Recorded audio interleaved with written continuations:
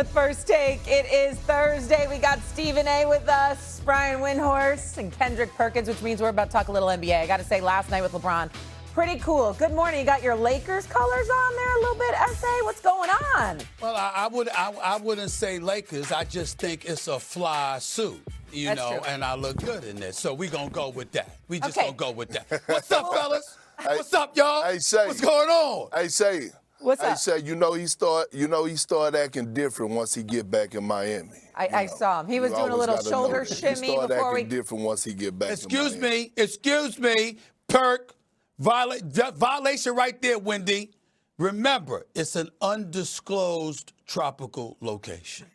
Those are the words we use. All right. Those are the words we use. That's what we used to say, like years ago. Undisclosed. Now we know. It's been disclosed. All right, let's get to last night. LeBron and the Let's go. Lakers. They were in Cleveland last night to take on the Cavs in what very well could be LeBron's last trip back home as an NBA player. The Cavs honored the King with the first quarter tribute video that had LBJ in tears. The Lakers did lose by 30, but the story is more about LeBron's future, right? So here was LeBron reflecting after the game. Question gets asked more, and the thought, creeps in my mind more at 41 years old of when the end is and where's the finish line for us to hang this thing up. So how much juice I can squeeze out of this orange, and how can I continue to? I'm in a battle with Father of Time, and I'm kind of taking it personal. All right, so he kept it loose and kept it easy. I got to say, he was bundled up going back to Cleveland. You saw him with the hat and everything on during the press conference.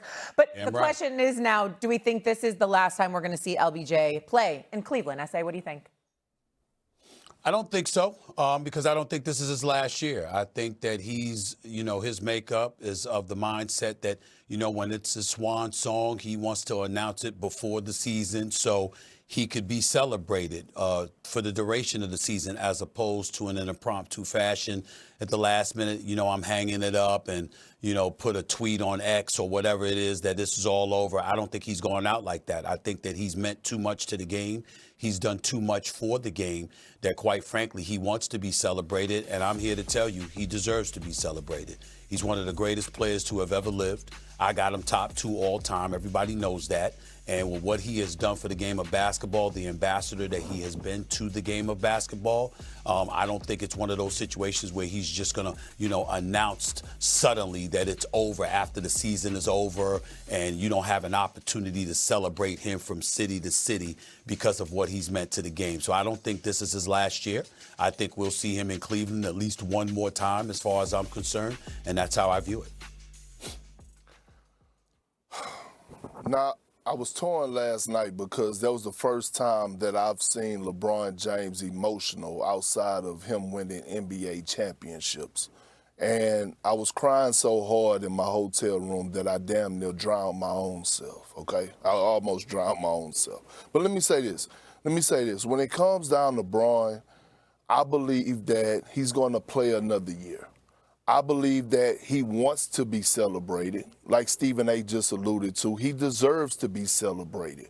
And I believe that the fans deserve to see LeBron James, not just in the Cavs arena for one last time, but all across the world.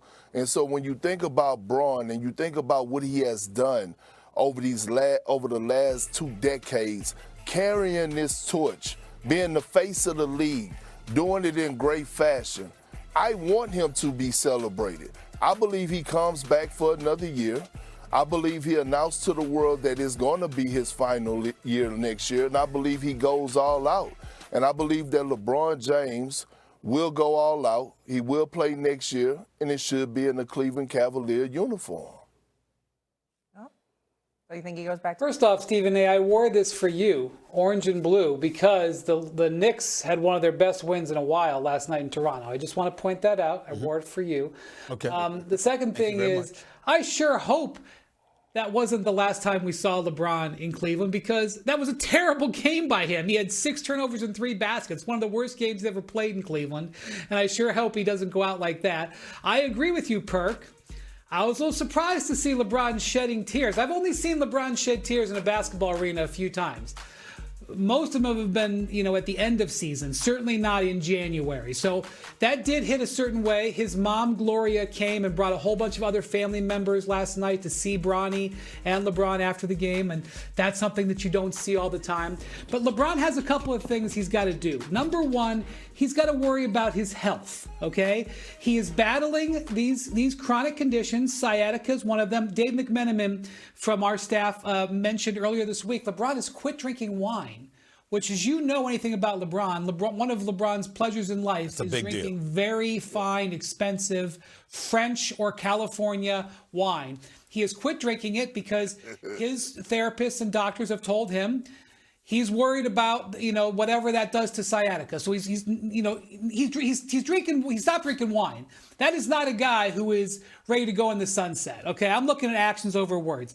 The second thing is, you hear when he says, I'm trying to squeeze all the juice out of this orange. I'm trying to beat Father Time. That's not a guy who's trying to retire. Now, that said, obviously it's his body. Ultimately his body is going to be what directs that. But then once you get past the health, assuming he is able to continue this dry January into the spring, and he's able to stay upright and the sciatica doesn't come back, then he's got a big time contractual thing, because he makes $50 million, guys.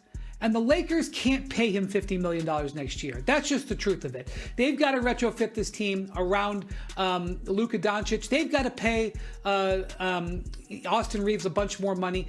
And then LeBron has to make a decision. Do I want to play in the NBA for a lot less money? And if I'm going to play for a lot less money, do I want to play in Los Angeles, or do I want to play someplace else? Like Cleveland. Or maybe someplace we haven't even talked about yet. LeBron has a menu of things that he can decide around that involves a lot. And it's going to be a lot we're going to talk about over the next few months. Well, first of all, a couple of things, Wendy. Number one, I need you to stop making a big deal about the money. The brother's a billionaire. And not only that, he makes a boatload of money off the court. Him taking a pay cut on the court is not much. I mean, he's got it, okay? So let's understand that. It's really, really about, do you want to stay in a Lakers uniform and keep losing and keep getting bounced out in the first round? Minnesota, Denver, OKC, obviously San Antonio obviously has arrived. They only come up. It's Houston is there with KD, especially if they make a deal, to buffer their roster like Big Perk suggested. There's too many obstacles in the Los Angeles Lakers' way to give you the impression that they're playing beyond April. That's number one. I remember, we talk about it now, but Big Perk, you was on vacation, so who knows where you were, you know what I'm saying? So you weren't around. And Wendy was probably flying all over the world, whether it's Dubai or Saudi Arabia. Who the hell knows where Wendy was? When I said this summer, LeBron should want to leave and go to Cleveland, because if you were Donovan Mitchell and Evan Mobley, I got news for you. If LeBron James is anything like he has been, you're going to the finals. And that's how I looked at it. And obviously what I loved about Cleveland yesterday was the way, the manner in which they celebrated him, and because he deserves it. I mean, you talk about, I'm not one for the statues and all of that, but if there's anybody that deserves a statue erected for them in Cleveland, it's LeBron James. And so one of these days, we're going to see that happen. Just like you got the Jordan statue outside the United Center. So you're going to see a statue of LeBron James outside of Cleveland when the arena, when all is said and done, because damn it, he deserves it with what he's meant to that city, that area, and of course that franchise. But I think it's one of those situations where it's not about the money, Wendy. It's not about the money. He's got it. He's fine, okay? He can afford to take a pay cut for the NBA, considering all the other avenues of revenue he deservedly has generated for himself throughout his illustrious career. I'm not worried about that. It's just that being in L.A., you ain't going to win in all likelihood. You're going to win if you go to some place like Cleveland. Well, let me say